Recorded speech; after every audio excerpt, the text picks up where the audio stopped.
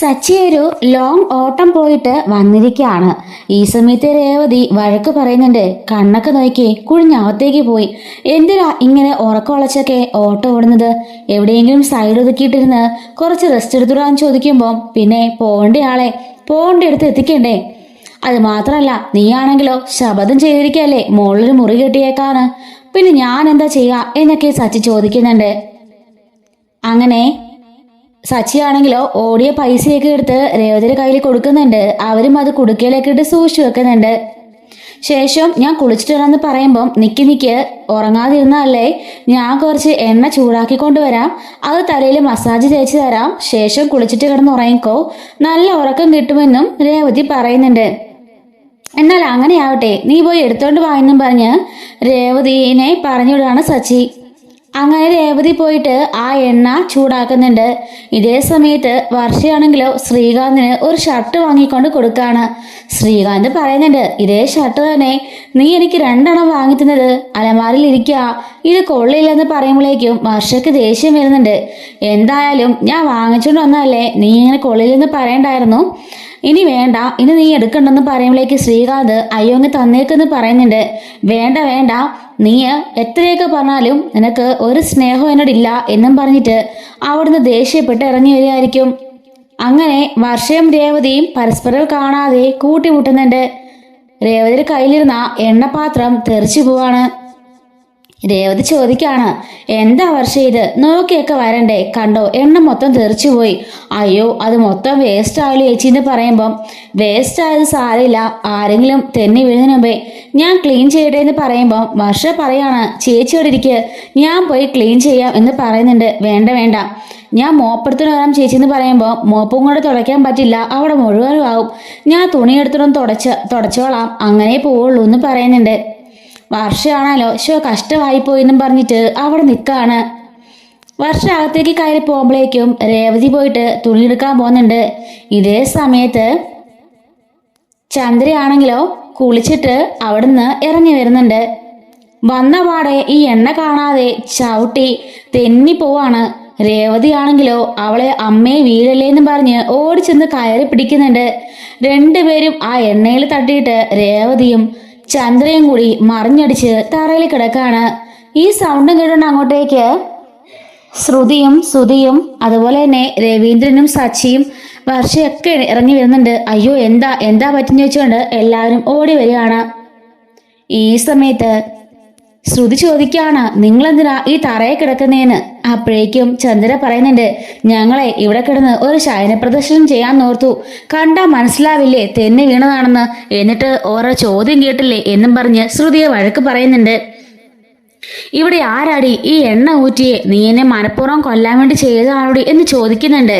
അപ്പോഴേക്ക് രേവതി പറയാണ്, ഞാന് സത്യേട്ടന് എണ്ണയുമായിട്ട് പോവായിരുന്നു, ആ സമയത്ത് വർഷ വന്ന് ഇടിച്ചതാണ് എന്ന് പറയുമ്പോഴേക്കും എനിക്ക് അപ്പളേ അറിയാമായിരുന്നു നീ ആ ചെയ്തേന്ന്, മനഃപൂർവ്വം എന്നെ വീഴിക്കാൻ വേണ്ടി നീ ചെയ്തതല്ലേടി എന്ന് ചോദിക്കുമ്പോഴേക്കും അമ്മേ ഞാനല്ല എന്ന് പറയുന്നുണ്ട്. ഞാന് തുണിയെടുത്ത് തുടയ്ക്കാൻ പോയപ്പോഴാ അമ്മ വന്നേന്ന് പറയുമ്പം അല്ല, നീ മനഃപൂർവ്വം മാറി നിന്നായിരിക്കും ഞാൻ വീഴുന്നത് കാണാൻ വേണ്ടിയിട്ട്, എന്നിട്ട് അവള് അഭിനയിച്ച് വന്ന് പിടിച്ചിരിക്കുന്നു എന്നൊക്കെ പറഞ്ഞ് ഇവള് വഴക്ക് പറയുമ്പോഴേക്കും വർഷ പറയുന്നുണ്ട്, ആന്റി ഇങ്ങനെയൊക്കെ പറയണേ, ചേച്ചി പറഞ്ഞത് ശരിയാ, ഞാൻ റൂമിൽ നിന്നും നോക്കാതെ ഇറങ്ങി വരികയായിരുന്നു, ഈ സമയത്ത് രജിസ്റ്ററിൽ എണ്ണയുള്ളത് ഞാൻ കണ്ടില്ല, ഞാൻ തട്ടിയപ്പം എണ്ണ തെറിച്ച് താഴെ പോയ എണ്ണ ഞാൻ തുടക്കാന്ന് പറഞ്ഞപ്പോ തുണിയോട് തുടച്ചാലേ പോളെന്ന് പറഞ്ഞ ചേച്ചി അകത്തേക്ക് പോയതാ, ആ സമയത്താണ് അമ്മ വന്ന് വീണത്, അതിനിപ്പോ രേവതിയെ കുറ്റം പറഞ്ഞിട്ട് എന്താ കാര്യം എന്ന് ചോദിക്കുന്നുണ്ട്. ഇതേ വർഷേ, നീ അവൾക്ക് സൈഡൊന്നും പിടിക്കണ്ട, എനിക്കറിയാം നിങ്ങൾ നമ്മളെ ഒത്തുകളിയാണെന്ന്, എന്തെങ്കിലും അവള് ചെയ്താൽ അപ്പൊ തന്നെ നീ സപ്പോർട്ട് പിടിക്കാൻ വരുമല്ലോ എന്ന് ചോദിക്കുമ്പോ നിങ്ങൾ എന്തിനാ ഇങ്ങനെയൊക്കെ പറയുന്നേ, ഞാൻ പറഞ്ഞല്ലോ ഇതില് രേവതി തെറ്റ് ഒന്നുമില്ല, വെറുതെ കിടന്ന് ആറുമേലും മെക്കിട്ട് കയറരുത് എന്നൊക്കെ പറഞ്ഞ് വർഷ ചന്ദ്രയെ വഴക്ക് പറയുന്നുണ്ട്. ചന്ദ്രയ്ക്ക് ആകെപ്പാടെ അത് ഭയങ്കരമായിട്ട് ഫീൽ ചെയ്യുന്നുണ്ട് കേട്ടോ. സച്ചി പറയുന്നുണ്ട്, വർഷേ നീ ഒന്ന് മൈൻഡ് ചെയ്യണ്ട, ഇവിടെ എന്തെങ്കിലും ഒരു കാര്യം രേവതിയെ പറയാൻ കിട്ടോ നോക്കിയിരിക്കുക, ഇതൊരു കാരണമായി അത്രേ ഉള്ളൂ, ഇനി ആരൊക്കെ എന്തൊക്കെ പറഞ്ഞിട്ടും ഒരു പ്രയോജനം ഇല്ല, മനഃപൂർവ്വം ചെയ്യുന്നതാ, ഇതൊക്കെ അമ്മയ്ക്ക് എന്തെങ്കിലും പറയണം രേവതിനെ, അതേ ഉള്ളു കാര്യം എന്നൊക്കെ പറയാണ്. അങ്ങനെ രേവതി വീണ്ടും എണ്ണയൊക്കെ എടുത്ത് സച്ചിയുടെ തലയിലേക്ക് തേച്ചു കൊടുക്കുന്നുണ്ട്. കാലുളുക്കിയത് കൊണ്ട് തന്നെ ചന്ദ്രയാണെങ്കിലോ അകത്ത് പോയിരിക്കായിരിക്കും. ഈ സമയം സച്ചി കുളിയൊക്കെ കഴിഞ്ഞ് വരുന്നുണ്ട്. അപ്പോഴേക്കും അകത്ത് നമ്മുടെ ശ്രുതി പോയിട്ട് ചന്ദ്രയോട് പറയുന്നുണ്ട്, ആന്റി എനിക്ക് തോന്നുന്നത് ഇത് മനഃപൂർവ്വം ചെയ്തതാണെന്നാ. ഇതൊക്കെ വർഷയുടെ ഐഡിയ ആയിരിക്കും, പറഞ്ഞു കൊടുക്കുന്നതോ നമ്മുടെ രേവതി ആയിരിക്കും എന്ന് പറയുന്നുണ്ട്. അതേ മോളെ എനിക്ക് അങ്ങനെ തോന്നുന്നുണ്ട്. അല്ലെങ്കിൽ തന്നെ ആന്റി ഒന്ന് ആലോചിച്ച് നോക്കിക്കേ, മനഃപൂർവ്വം എണ്ണ തട്ടിയിട്ട് അവൾ വീഴ്ത്തിച്ചതല്ലേ. ഇന്നലെ രാത്രി തന്നെ ആന്റിയൊക്കെ യക്ഷിയുണ്ടെന്ന് പറഞ്ഞ് പേടിപ്പിച്ച് അവൾ എന്തുമാത്രം ഡ്രാമ കളിച്ചു. ഇതിനെല്ലാം പിന്നില് രേവതിയും അവളും തമ്മിലുള്ള കൂട്ടുകെട്ടാ ഇതിനെല്ലാം കാരണം എന്നൊക്കെ പറഞ്ഞ് കാല് ഓയിൽമെന്റ് ഒക്കെ തേച്ചു കൊടുത്ത് ശ്രുതി നന്നായിട്ട് എരിവ് കയറ്റുന്നുണ്ട്.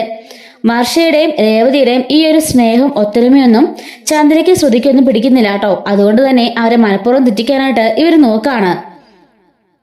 അങ്ങനെ പറഞ്ഞുകൊണ്ട് ശ്രുതിയാണെങ്കിൽ കാലിൽ ഓയിൽമെന്റ് ഒക്കെ തേച്ചിട്ട് ഞാനിപ്പോൾ വരാമെന്നും പറഞ്ഞിട്ട് അവിടുന്ന് പോകുന്നുണ്ട്.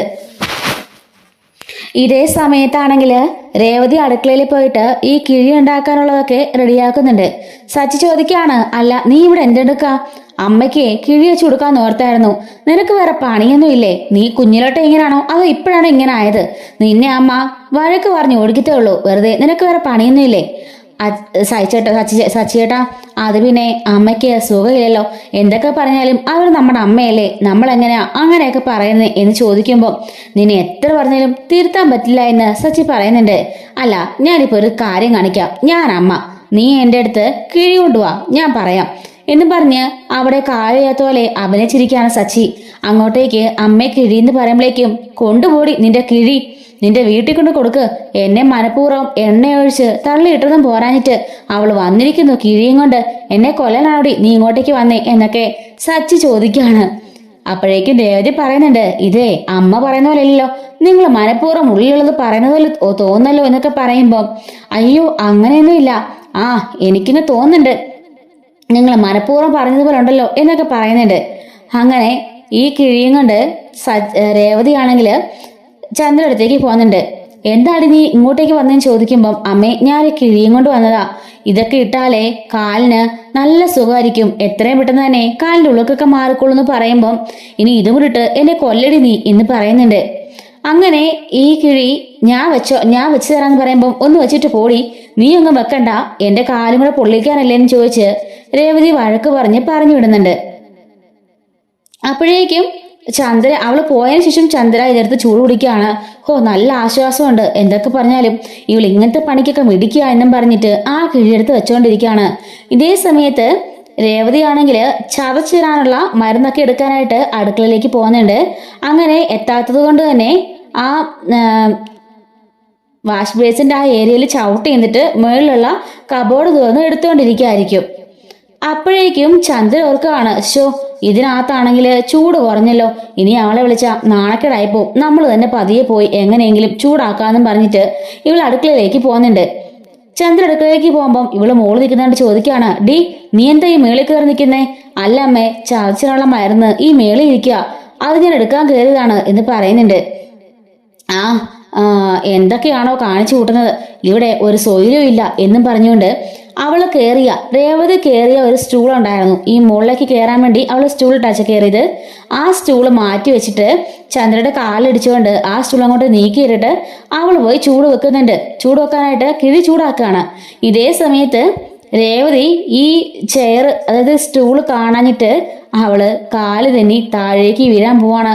കൃത്യസമയത്ത് നമ്മൾ സച്ചി വന്ന് അവളെ ക്യാച്ച് പിടിക്കുന്നുണ്ടോ, നല്ല സെറ്റായിട്ട് അവളെ കയ്യിൽ ഇങ്ങനെ ക്യാച്ച് പിടിച്ച് കോരെടുത്ത് നിൽക്കുകയാണ്. ഇതേ സമയത്ത് തന്നെ രേവതിയുടെ കൈ തട്ടി മുകളിലുണ്ടായിരുന്ന ഈ കോലപ്പൊടി ഉണ്ടല്ലോ, കോലപ്പൊടിയും അരിപ്പൊടിയും കൂടെ കൂടിയിട്ട് ചന്ദ്രയുടെ മുകളിലേക്ക് മറിഞ്ഞ് ചന്ദ്രയുടെ മേലാകെ ആ പൊടി വീഴുകയാണ്. അങ്ങനെ മൊത്തത്തിൽ പൊടിയിൽ കുളിച്ചു നിൽക്കുകയാണ് ചന്ദ്ര. ഇത് കണ്ട് രേവതിയും സച്ചിയും ചിരി അടയ്ക്കാതെ നിന്ന് ചിരിക്കുന്നുണ്ട്. അപ്പോഴേക്കും ഹാളിലേക്ക് വരാണ് ചന്ദ്ര. ഈ സമയത്ത് അങ്ങോട്ടേക്ക് വന്ന് സ്തുതി ചോദിക്കുകയാണ്, അയ്യോ ഏതാ ഈ പ്രാന്തി എന്ന് ചോദിക്കുമ്പോഴേക്കും ഡാ എന്ന് വിളിച്ചുകൊണ്ട് അവരെ പിന്നാലെ ഓടുകയാണ് ചന്ദ്ര. അപ്പോഴേക്കും വർഷയും ബാക്കി എല്ലാവരും വരുന്നുണ്ട്. ഞാൻ നിന്റെ അമ്മയാടാന്ന് പറയുമ്പോഴേക്കും എല്ലാവരും ചിരിക്കുന്നുണ്ട്. അപ്പോഴേക്കും സച്ചിയും രേവതിയൊക്കെ ചിരിയടക്കാനാകാതെ ഇങ്ങനെ പൊത്തിപ്പിടിച്ച് ചിരിച്ചുകൊണ്ട് നിൽക്കുകയാണ്. അപ്പോഴേക്കും വർഷ പറയുന്നുണ്ട്, ആന്റി ഇത് സൂപ്പർ ആയിട്ടുണ്ട്, നല്ല രസമുണ്ട് കാണാൻ, ഞാൻ ഒരു ഫോട്ടോ എടുക്കട്ടെ എന്ന് പറഞ്ഞിട്ട് ഒരു സെൽഫി എടുത്ത് അവൾ പോസ്റ്റ് ചെയ്യാണ്. ശ്രുതി ചോദിക്കാണ്, എന്താ വർഷ ഇതൊക്കെയാണ് പോസ്റ്റ് എന്ന് ചോദിക്കുമ്പോൾ അതിനെന്താ ചേച്ചി ഇതൊക്കെ രസമല്ലേ. അപ്പോഴേക്കും കോലമാവ് ചന്ദ്ര എന്നും പറഞ്ഞ് സച്ചി പറയുമ്പം ആ പേര് തന്നെ ഇട്ട് എൻ്റെ വിത്തുമായി അമ്മായിമ്മ എന്നും പറഞ്ഞൊക്കെ ടാഗ് ചെയ്തിട്ടിരിക്കുകയാണ് വർഷ. അങ്ങനെ ഇവളെല്ലാത്തിനും കാരണക്കാരി എന്നും പറഞ്ഞ് ചന്ദ്ര വഴക്കുണ്ടാക്കുമ്പം രേവതി പറയുന്നുണ്ട്, അമ്മേ ഞാൻ മേളില് അമ്മയ്ക്ക് ചതച്ചിനുള്ള മരുന്നെടുക്കാൻ പോയതല്ലേ, ആ സ്റ്റൂൾ വന്ന് ആരോ നീക്കിയിട്ടു. ഞാൻ മോളും താഴേക്ക് വീഴാൻ പോയപ്പം സച്ചേട്ടൻ വന്ന് പിടിച്ചുകൊണ്ടാ, അല്ലെങ്കിൽ ഞാനിപ്പോ നടു ഒടിഞ്ഞ് താഴെ കിടന്നേനെ. ആ സമയത്ത് ആ പൊടിയൊക്കെ അമ്മയുടെ തലയിൽ വീണത്. ഞാൻ അതിന് കാരണക്കാരിയല്ല, സ്റ്റൂള് നീക്കിയിട്ടത് അമ്മയല്ലേ എന്ന് ചോദിക്കുന്നുണ്ട്. സച്ചി പറയാണ്, അതെ അമ്മ മനഃപൂർവ്വം ചെയ്തായിരിക്കും, അവൾ വീഴട്ടെന്ന് ഓർത്ത്. ഞാനൊന്നും ചെയ്തില്ല, എന്റെ കാലിൽ മുട്ടിയപ്പോ ഞാൻ ജസ്റ്റ് അങ്ങോട്ട് നീക്കിയേ ഉള്ളൂ, അത് ഇവള് വീഴുന്നൊന്നും കരുതിയിട്ടില്ല എന്ന് ചന്ദ്ര പറയുന്നുണ്ട്. അപ്പോഴേക്ക് രേവതി പറയാണ്, അതുപോലെ തന്നെ അമ്മ ഞാനും അമ്മയ്ക്കൊന്നും പറ്റണമെന്ന് കരുതിയിട്ടല്ല ഞാൻ ചെയ്തതെന്ന് രേവതിയും പറയുന്നുണ്ട്.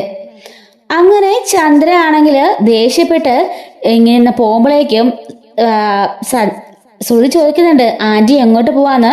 ഈ കോലത്തിൽ നടക്കണോ? ഞാൻ പോയി കുളിക്കാൻ പോവാ, എന്റെ കോലം കണ്ടില്ലേ, ഒരു ദിവസം ഈ വീട്ടില് 3 തവണ കുളിക്കേണ്ടി വരുന്നേ എന്നും പറഞ്ഞിട്ട് ചന്ദ്ര പോയി കുളിക്കുന്നുണ്ട് കേട്ടോ. അങ്ങനെ രേവതി സച്ചിയും എല്ലാവരും ചിരിച്ചുകൊണ്ടിരിക്കുകയാണ്. നമ്മുടെ വർഷയാണെങ്കിൽ ഈ വീഡിയോ പോസ്റ്റ് ചെയ്തല്ലോ. ഈ കുളിയൊക്കെ കഴിഞ്ഞ് ഇറങ്ങുന്ന ചന്ദ്രയോട് പോയിട്ട് ശ്രുതി പറയുന്നുണ്ട്, അമ്മേ ഇത് കണ്ടോ, ഇതൊന്ന് നോക്കിയെന്ന് പറഞ്ഞ് കാണിക്കാണ്. എന്താ മോളെ ചോദിക്കുമ്പം ആ വർഷ കാണിച്ച പണി കണ്ടോ, ഇത് അവളെ FB പോസ്റ്റ് ചെയ്തിരിക്കുക, എത്ര പേരെ കണ്ടെന്ന് ആലോചിച്ച് നോക്കിയേ.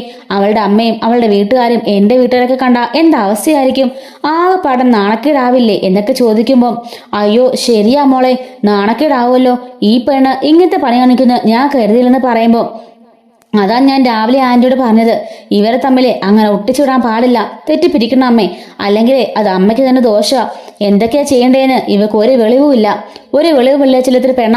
അതുകൊണ്ട് അവൾ എന്തെങ്കിലുമൊക്കെ ചെയ്തു കൂട്ടും. അതിനു മുമ്പേ തന്നെ അമ്മയുടെ ഒരു പിടി അവളുടെ കയ്യിൽ കാണണം. അവക്കിപ്പോ അമ്മേനെ യാതൊരു പേടിയില്ല. രാവിലെയും ഇന്നലെയൊക്കെ കണ്ടോ അവള് കിടന്ന് അമ്മയോട് ചൂടാവുന്നത്? അതെല്ലാം ആ പൂക്കാരി കൊടുക്കുന്ന ധൈര്യം കൊണ്ടാ മോളെ എന്നൊക്കെ ചന്ദ്രൻ പറയുന്നുണ്ട്. ശ്രുതി പറയാണ്, ഇതിനെ ഒറ്റ വഴിയേ ഉള്ളൂ, രണ്ടുപേരും തമ്മിൽ എങ്ങനെയെങ്കിലും തെറ്റിക്കുക. ചന്ദ്ര പറയാണ്, അതിനുള്ള വഴിയൊക്കെ ഞാൻ നോക്കിക്കോളാം മോളെ, മോള് കണ്ടോ, മോൾ എൻ്റെ കൂടെ വാ, ഞാൻ കാണിച്ചു തരാം, രണ്ടിനെ ഞാൻ തമ്മിത്തല്ലി 2 പാത്രത്തിലാക്കും എന്നൊക്കെ പറഞ്ഞ് ചന്ദ്ര അവിടുന്ന് ഇറങ്ങുന്നുണ്ട്. ഇതുപോലെ എല്ലാ ദിവസവും ചെമ്മനീർ പൂവിന്റെ എപ്പിസോഡ് റിവ്യൂസും അപ്കമിങ് റിവ്യൂസൊക്കെ നമ്മുടെ ചാനലിൽ അപ്ലോഡ് ചെയ്യുന്നുണ്ട് കേട്ടോ. മിസ്സാവാതിരിക്കാനായിട്ട് ചാനൽ ഒന്ന് സബ്സ്ക്രൈബ് ചെയ്ത് സപ്പോർട്ട് ചെയ്യണേ. Thanks for watching.